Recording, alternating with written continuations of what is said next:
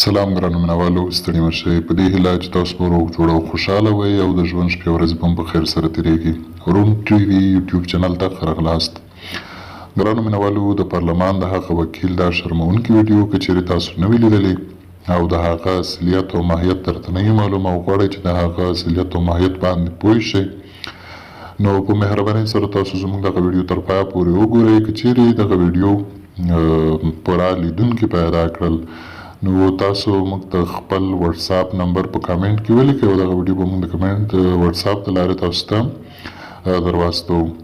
دغه بې وجدانه هغه یو بې وجدانه وکیل چې تېره ورځ د پارلمان په عمومي غونډه کې د وکیلانو د وزیرانو د رایې اچونه کې اشرف غني ته په دې خبره غوسه وروستله چې ګواکې تا ټول خاینان او غله موږ ته رامعرفي کړي دي.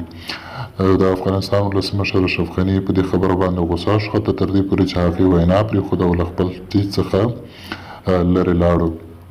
د هغه په خبره باندې چې نوموړی د هغه ولسمشر ته سپکاوی کړی، خو هغه پخپله په دې باندې نه پوهېږي چې هغه څومره سپک او ذلیله انسان دی.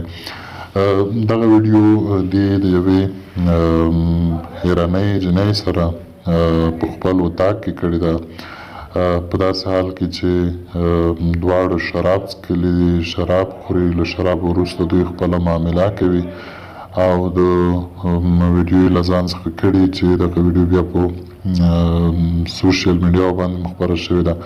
نو که چیرې تاسو هم غواړئ چې دغه ویډیو وګورئ او دغه ویډیو پیدا کړلی شئ، نو تاسو زموږ دغه چینل سبسکرایب کړئ، دغه ویډیو لایک او شیر کړئ تر څو تر ډېرو خلکو پورې ورسیږي، او خپل واتساپ نمبر مو موږ ته په کمنټ کې واچوئ او د هغې د لارې به بیا موږ تاسو ته دغه ویډیو درولېږو.